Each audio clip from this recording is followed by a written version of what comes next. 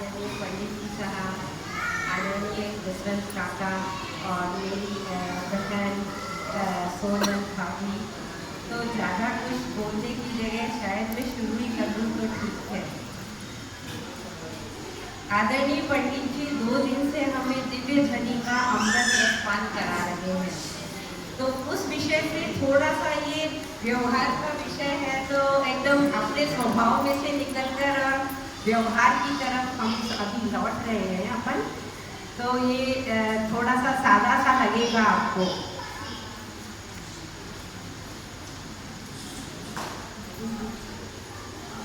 तो व्यवहार भी हमारे जीवन में बहुत ज़रूरी है। हमें यह आना चाहिए कि हमें कौन सी परिस्थिति में कैसा व्यवहार करना है जिससे कि हमारा जीवन और सुचारू रूप से चल सके। तो हमारी भूमि को उपजाऊ बनाने के लिए पहले हमें भूमि उपजाऊ बनानी पड़ेगी। उसमें अगर हमें बीज डालना है हमारे संस्कारों का, हमारी संस्कृति का, तो हमें हमारी भूमि उपजाऊ बनाकर और उसमें संस्कारों के और संस्कृति के बीज डालने पड़ेंगे। तो यहाँ पे मैंने कुछ पॉइंट परिवार और ये अपने विखंडे समाज के लिखे हैं। यहाँ बैठे हुए तो हम सभी भव्य जीव हैं, आप लोगों पर लागू नहीं होते, पर और किसी को बुरा भी लग जाए तो मैं माफ़ी चाहती हूँ। ये विषय चिंतनीय व विचारणीय है। विचार के साथ साथ इन कारणों में बचाने के उपाय भी जीवन में संकल्प पूर्वक धारण करने लायक है। कम से कम मनुष्य जीवन पर हमें विवेक होना चाहिए अपने हित और अहित का, तथा पर्व के दिनों में ही सही हमें अपनी बुरी आदतों को संकल्प पूर्वक त्याग करना चाहिए। अब टूटते परिवार का क्या कारण है? धनांधता। आज देखने में आता है युवा वर्ग धन के लिए अपने सारी रोज के षट आवश्यक है जो हमारे, उन्हें भी छोड़ने को वो तैयार रहता है और धर्म से दूर होता रहता है। धर्म के लिए कहता है मम्मी पापा आप करो धर्म, हमें हमारा करने दो। तो यह बात बिल्कुल अच्छी नहीं है, क्योंकि जैसा हमारे घर में हम करेंगे हमारे बच्चे वैसा ही फॉलो करेंगे। वो भी हमें ये नहीं कहेंगे कि आप धर्म करो हम हमारा काम करते हैं। तो आज का युवा वर्ग जल्द से जल्द धनवान होना चाहता है।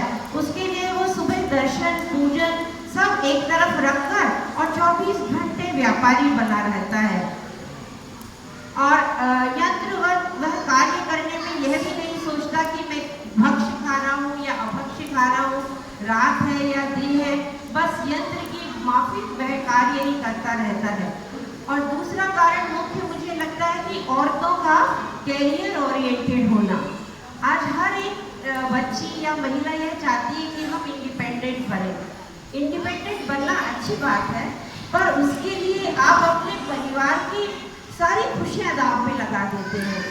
अभी आप काम से इतनी थक कर आते हैं और जब घर पे आते हैं घर में चारों तरफ काम बिखरा हुआ मिलता है तो उसका माथा ठिनक जाता है। इतने में पतिदेव घर आते हैं तो दोनों में किटकिट चालू हो जाती है। क्या इसीलिए हमने यह पढ़ाई की या इसीलिए हमने यह धन उपार्जन के लिए हमारी शिक्षा का उपयोग किया? सबसे पहला तो हमें हमारे परिवार पे ध्यान रखना चाहिए और यह जो धन के पीछे और स्वतंत्रता पाने के लिए हम कैरियर ओरिएंटेड होते हैं, उसे एक बार ताक पे रख के शांति से जीवन जीने का हमें प्रयास करना चाहिए। जब जैसे ही घर से बाहर कदम रखती है और अपने बच्चों को वो आया के पास छोड़ना पसंद करती है। यहाँ बैठे हुए तो शायद कोई भी हमारी बहनें ऐसा नहीं करती है, पर ज़्यादातर देखने में आता है वह हमारे बच्चों का बचपन आयाओं के हवाले करके और खुद अपने कमाने के लिए चले जाती है।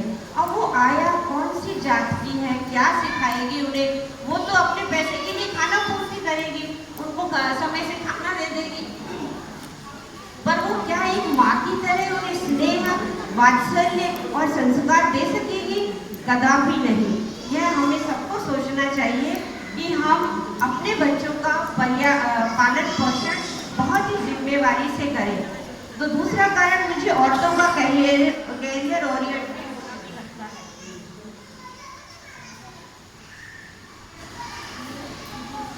जैसे ही बच्चे बड़े होते हैं तो अब जब उनकी बारी आती है तो जैसा वो लोग बच्चे देखते हैं वैसा ही वो अपने माँ बाप के साथ करते हैं, और ऐसे में वो परिवार की जिम्मेदारी नहीं उठा के माँ बाप को वृद्धाश्रम में डालने को तैयार हो जाते हैं।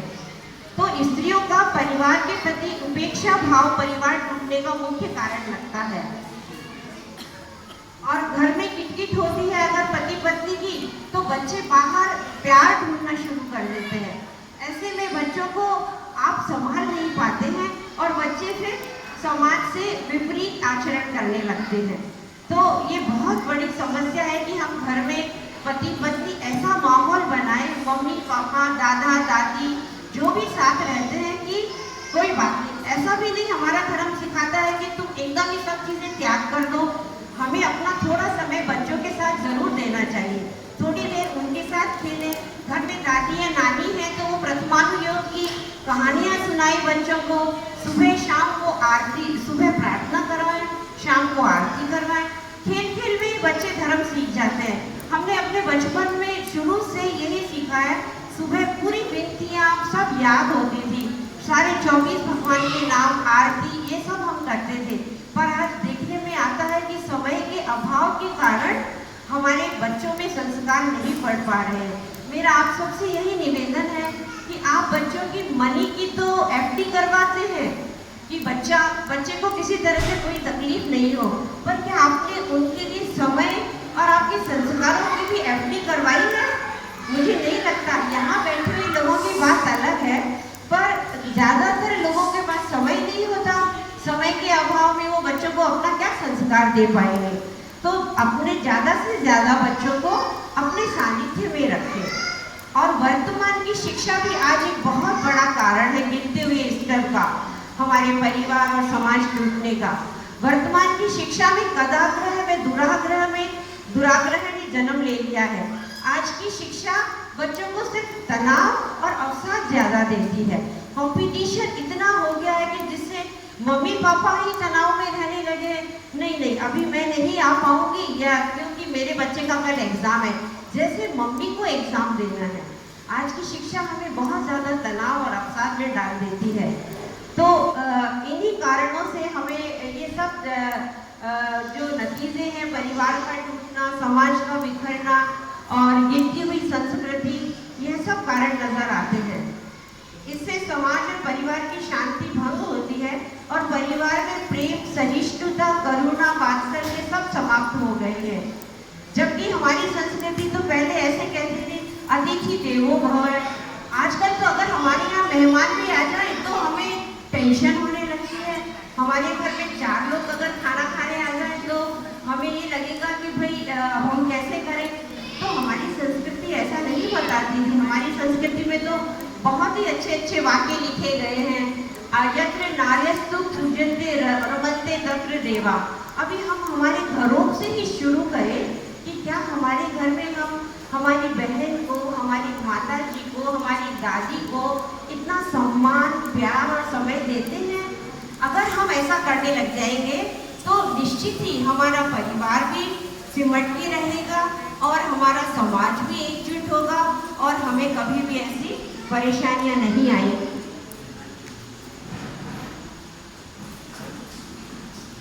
और इनसे बचने का एक उपाय यह भी है कि हमें वही धार्मिक संस्कार बच्चों में जरूर डालना चाहिए। उनको अभी तो आजकल 10 लक्षण के दिन चल रहे हैं, कम से कम बच्चे 10 दिन ही आ जाएं हमारे साथ, तो उनमें कुछ ना कुछ तो बीज पड़ेगा। अभी क्षमा को, तब त्याग को वो समझेंगे और इसी को हमारी जिंदगी का रोज का एक हिस्सा बनाएंगे। हो सकता है कि इसमें हमारे और हमारे बच्चों के बीच में कई बार मतभेद तो हो जाता है। मतभेद होने में कोई प्रॉब्लम नहीं है, पर हमारा मतभेद नहीं होना चाहिए। हम लोग मतभेद के साथ साथ इतने बढ़ जाते हैं कि फिर बोलचाल ही बंद कर देते हैं, जबकि ऐसा नहीं होना चाहिए। हमारा जैन धर्म तो इतना महान और इतना अद्भुत है कि इसमें अगर गलती हो जाए तो हमें तुरंत क्षमा, एक ही दिन का हमारा त्योहार नहीं है, हरदम रोज ही हृदय में हमें क्षमा धारण करना चाहिए। अंत में बस जरूरत है दृढ़ता पूर्वक संकल्प लेने की और हमारे आंतरिक परिवर्तन की, क्योंकि भगवान महावीर भी तो हम ही सब में से एक थे। उन्होंने अपने लक्ष्य उन्होंने अपना लक्ष्य प्राप्त कर लिया और हम उनके बताए मार्ग पे चलकर लक्ष्य को प्राप्त कर सकते हैं। शेष